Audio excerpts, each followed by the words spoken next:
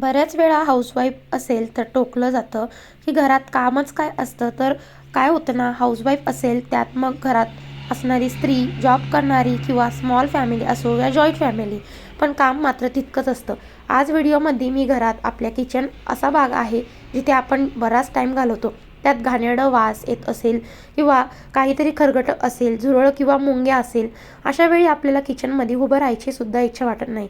मग ती deep cleaning करा, आणखीन दमायचं काम होतं. मग अशा वेळी आपण हार्ड वर्क न करता स्मार्ट वर्क केलं तर किती सोपं होईल आपल्यासाठी. आणि आज मी तुम्हाला तेच व्हिडिओमध्ये दाखवणार आहे. त्यानंतर बघा, व्हिडिओ स्किप न करता कंटिन्यू करा. त्यानंतर चॅनलला नवीन असतील आणि सबस्क्राईब केलेलं नसेल तर सबस्क्राईब देखील करा. आणि छान छान छोट्या मोठ्या टिप्स मी आज तुम्हाला या व्हिडिओमधनं शेअर करणार आहे. व्हिडिओ हा कंटिन्यू करा. चला, आता व्हिडिओला सुरुवात तर केलेलीच आहे. काय होतं ना, की घरामध्ये आपण इतकी सगळी कामं करत असतो त्यावेळेस आहे ना, किचनमध्ये खूप दुर्लक्ष होतं. आणि दुर्लक्ष झालं ना, मग किचनची कामं तसंच राहून जातात. डीप क्लिनिंग म्हणा किंवा काही दुसरं काम म्हणा, बारीक सारीक घरामध्ये न दिसणारी अशी सुद्धा काही कामं असतात जी किचनमध्ये असतात. त्यामुळे मग त्या गोष्टी कशा प्रॉपरली मी करते ना, ते शेअर करणार आहे व्हिडिओमध्ये. आता सगळ्यात आधी इथं गॅस ओट्यावरचे जे काही स्टँड वगैरे, बर्नर वगैरे होते जळालेले, ते सगळे आता बेसिंगमध्ये पाणी टाकून ठेवलं. त्यावरती मी कोणतंही सोल्युशन वगैरे वापरणार नाही आहे. भांडे घासताना माझ्याकडे 3 प्रकारच्या घासणी आहे. एक तारीची, एक साधी आणि एक अशी नायलॉनची. तर त्या घासण्या कशा पद्धतीने यूज करून मी भांडे घासते. जळालेलं भांडं असेल तर त्याला तुम्ही तारीची घासणीच वापरा. प्लॅस्टिकचं वगैरे भांडं असेल किंवा स्टीलचं असेल त्याला तुम्ही तारीची घासणी वापरू नका, कारण लगेचच डाग उठतात. त्यानंतर बघा, हे जे स्टँड होते ना, ते इतके प्रचंड जळालेले होते. आणि बऱ्याच दिवसापासून माझं असं असतं ना, की मला मनात येईल तेव्हा मी डीप क्लिनिंग करत असते. डीप क्लिनिंग म्हणजे पूर्ण किचनची डीप क्लिनिंग करायची असं नाही, तर किचनमधल्या काही छोट्या छोट्या गोष्टी असतात ज्याकडे आपण जर व्यवस्थित स्वच्छ आणि लक्ष ठेवलं तर त्या गोष्टी आपल्या इतक्या प्रॉपर आपल्या किचनला शोभा देतात. कारण इतक्या छोट्या छोट्या गोष्टींमुळेच आपलं किचन सजून राहतं. तर सगळ्यात बघा, हे जे स्टँड आहे ना, इतकं प्रमाणात जळालेलं होतं. आठवड्यापासून माझं चाललं होतं की कधी करू, पण आज मुहूर्त लागला. कारण चहा ओतू गेलेला होता, त्यामुळे म्हटलं चला आता किचन क्लिनिंग झालंच पाहिजे. त्यानंतर हे स्टँड जे आहे ना, हे तारीच्या घसणीनेच क्लीन केले. किती जळालेले होते तुम्ही बघितलंच असेल. आणि बऱ्याच वेळा कोणतंही सोल्युशन न वापरता, ऑनलाईन बरेच सोल्युशन आलेले आहे, ते न वापरता मी घरच्या घरीच भांडी म्हणा, किचन म्हणा किंवा कपडे म्हणा, सगळे तशाच पद्धतीने घरच्या घरीच आपल्या साबणीने वगैरे धुवत असते. किती तुम्ही सोल्युशन घेतलं पण घरच्या सोल्युशनने इतकं फारसं म्हणजे काही क्लीन होत नाही. बऱ्याच आपल्याला जास्त जोर लावूनही आपल्याला करावं लागतं आणि बऱ्याच नंतरही तुम्ही साबण वगैरे डबल लावावंच लागते. त्यामुळे मग मी काय करते ना, की आपली जी भांड्याची साबण आहे किंवा विम लिक्विड जेल आहे ना, त्या 2 गोष्टींनीच मी भांडी साफ करते. त्यानंतर बघा, स्टँड आणि बर्नर जे सगळं आहे ते धुवून झालेलं होतं. आता हे आपले तांबे पितळाचे भांडे, काय होतं ना, की हे गडवा म्हणा, ताट म्हणा देवाचं, हे अशा छोट्या छोट्या गोष्टी असतात ज्या आपण रोज वापरतो, त्यामुळे मग अशा खराब होऊन जातात. आता हा पाण्याचा जार बघू शकता तुम्ही, रोज पाणी भरायला प्यायला घेतो, पण मग इतके सगळे डाग लागून जातात. किंवा बोरिंगचं पाणी असलं की मग असे काळे काळे डाग लवकरच येतात. आणि मग रोजच्या रोज आपण इतकं डीप क्लिनिंग करू शकत नाही, कारण मग घरामध्ये दुसरी पण सगळी कामं असतात. एकटी हाऊसवाईफ असेल तर त्यांना माहीतच असेल की एकटं घरामध्ये असेल तर बाकीचे सगळे कामं जे जॉईंट फॅमिलीमध्ये मिळून करतात तसं आपल्याला एकट्या बायकांना करावं लागतं. तर किचनमध्ये बघा, आता हे तांब्याचे थोडे थोडे माझ्याकडे काही भांडे आहेत, तर म्हटलं चला आता ते सुद्धा क्लीन करून घेऊया. कामात काम, एकामागे एक जर आपण काम करत गेलो ना, तर आपली बरेच टाईम वाचत असतो आणि आपल्याला नंतरून त्या कामाचा लोडसुद्धा येत नाही. आता काही पूजा वगैरे असली किंवा देवपूजा असली किंवा आपल्याला देवासाठी काही लागणार असेल ताट, तर आपल्याला लगेचच घेता येतं. त्यामुळे मग अशा गोष्टी मी अधूनमधून अशा क्लीन करत असते. तांब्याच्या जे काही गोष्टी होत्या त्या सगळ्या अशा पितांबरीने छान क्लीन करून घेतल्या. पितांबरी वापरते, नाही तर मग एक तर भैया पावडर वापरते. बाकी कोणतंही काहीच वापरायचं नाही, लगेचच भांडी चकचक निघतात.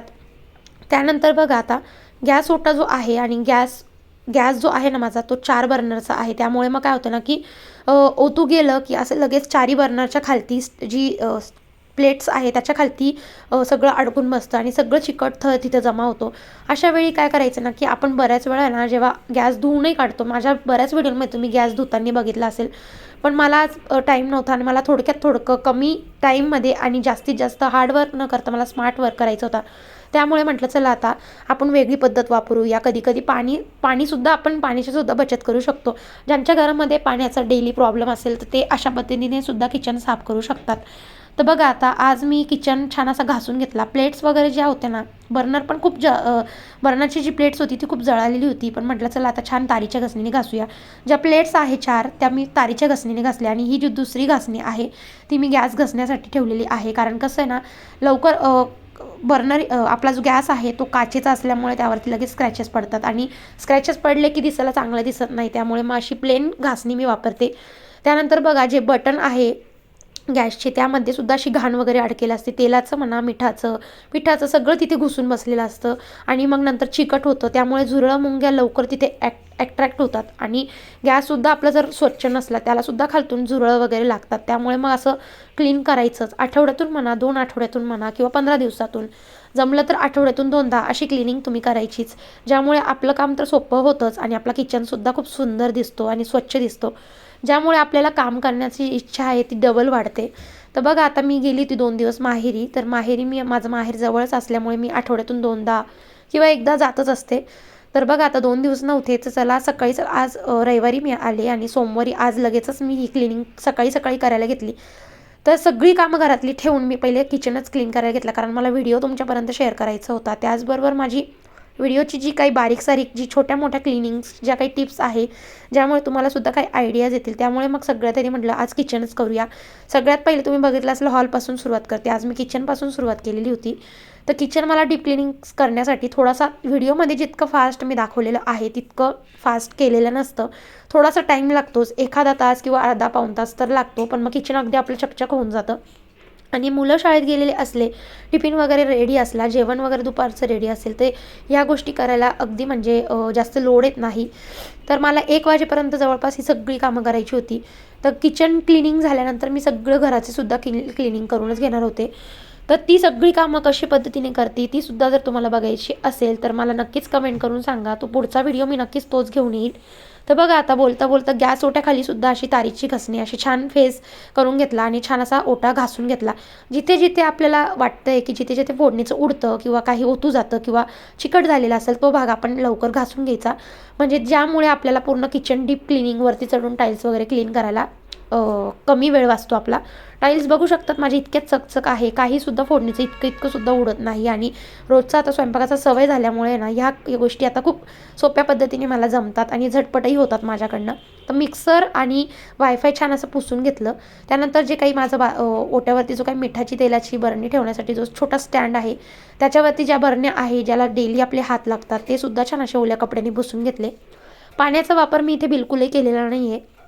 तुम्ही बघू शकता तारीची घासणी वापरत आहे आणि जास्त फेस करून घेतलेला आहे आणि ओला कपडा करूनच मी पूर्ण गॅस ओटा सगळं असं क्लीन करून घेते आहे. ज्यामुळे कसं आहे ना पाणीसुद्धा वेस्ट होत नाही आणि आपलं किचनसुद्धा अगदी स्वच्छ आणि लवकर झटपट क्लीनसुद्धा होतं. तर बघा आता इथे एका साईडचं माझा एल शेपचा ओटा आहे. एका साईडचा ओटा करून झालेला होता. दुसऱ्या साईडचा बेसिंगच्या बाजूचा ओटा आहे ना तिथे बऱ्याच वेळा मी कटिंग किंवा पोळ्या वगैरे तिथेच माझा जास्त करून स्वयंपाक वगैरे चालू असतो. तर सगळं खरगटं म्हणा सगळं जी ओट्याचा जो कडप्पा आहे ना तो पूर्ण असा भुरका पडून जातो. त्यावेळी काय करते ना की असं साबण घेते, घासणी घेतली ना छान असं व्यवस्थित घासून घ्यायचं. कारण आपल्याला एकदम वरच्यावर घासायचं आहे, जास्त असं घासून रगडून आपल्याला काम करायचं नाही आहे. त्यानंतर बघा आता जो कॉर्नर दिसतो जिथून मी वायपरने क्लीन करते आहे तिथेसुद्धा पूर्ण असं लालसर झालेलं होतं. ज्या फटी आहेत त्या पूर्ण लालसर पडलेल्या होत्या कारण घाणच इतकी जमा झालेली होती. तर आता बघू शकता पूर्ण व्हाईट लाईन दिसत असेल तुम्हाला आणि वायपरने छान असं ओढून घ्यायचं. कोणताही कपडा वापरायची गरज नाही आहे. वायपर घ्यायचं, थोडंफार पाणी टाकायचं आणि जे काही साबणीचं असेल सगळं असं वायपरने क्लीन होऊन जातं. त्यानंतर जी विंडो आहे विंडोच्या इथे सुद्धा अशी साबण ठेवतो किंवा बाहेरची धूळ वगैरे येते किंवा काही खरगटं वगैरे उडालेलं असतं किंवा फोडणीचं म्हणा ह्या गोष्टींमुळे ना जो कडप्पा आहे खिडकीचा तो सुद्धा खराब दिसतो आणि खूप घाणेरडं आणि धूळ झालेली असते. त्यामुळे काय करते ना रोजच्या रोज म्हणा आठवड्यातून म्हणा माझा तिथे हात जेव्हा मला डोळ्याला जी घाण दिसते मी तिथे लगेचच क्लीन करत असते. तर बघा आता वरचा जो कडप्पा आहे तो छान असा क्लीन करून घेतला.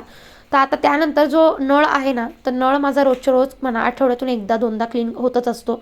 त्याला इतकं काही फारसं खराब होत नाही आणि बऱ्याच वेळा बायकांची इतकी सगळी भांडी असतात पण इतकं दिवसभर हात लागून नळ इतका खराब झालेला असतो आणि माझ्या इथे तर खारं पाणी असल्यामुळे तर नळ खूपच म्हणजे खराब होतो.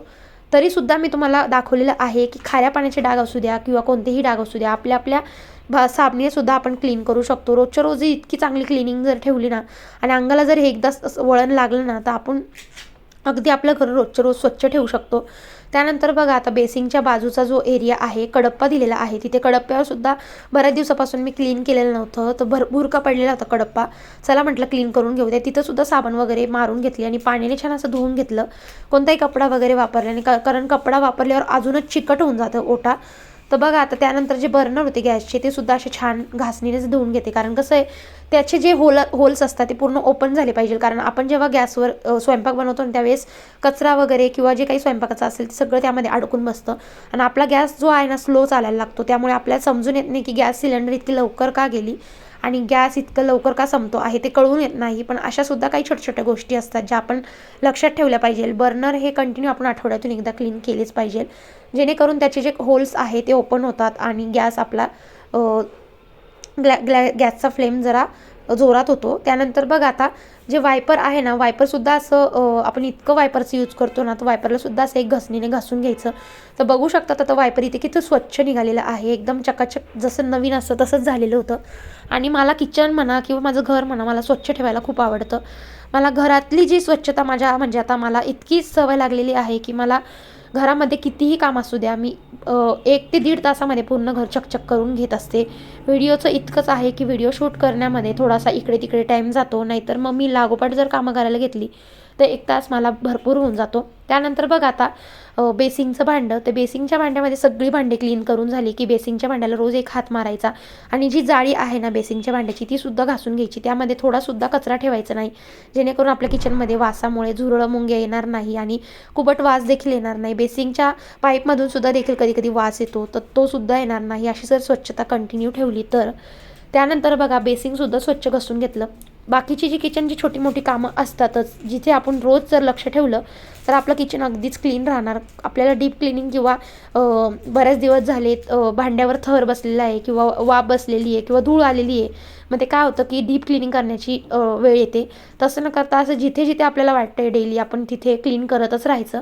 तर आता बघा जे फिल्टर आहे फिल्टरला सुद्धा असा हात मारून घेते. फिल्टरवर काही उडत नाही, पाणी उडत नाही, काहीच नाही, धूळ नाही आहे, पण असं रोजच्या रोज मी पुसून घेत असते जेणेकरून असं फिल्टरसुद्धा माझं स्वच्छ आणि चकचक राहतं.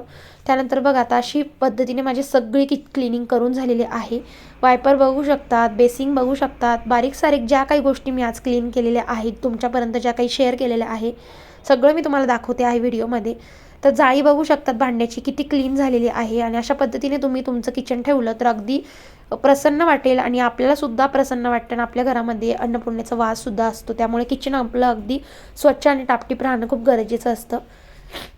त्यानंतर गॅस जर बघितला आता किती चमकतोय तो बघू शकतात. स्टार्टिंगला जेव्हा दाखवलं होतं तेव्हा पूर्ण असे डाग लागलेले होते, गॅस पूर्ण जळालेल्यासारखा वाटत होता. त्यानंतर बटन म्हणा किंवा प्लेट्स म्हणा पूर्ण अशा जळालेल्या होत्या, वाफ ओतू जाऊ.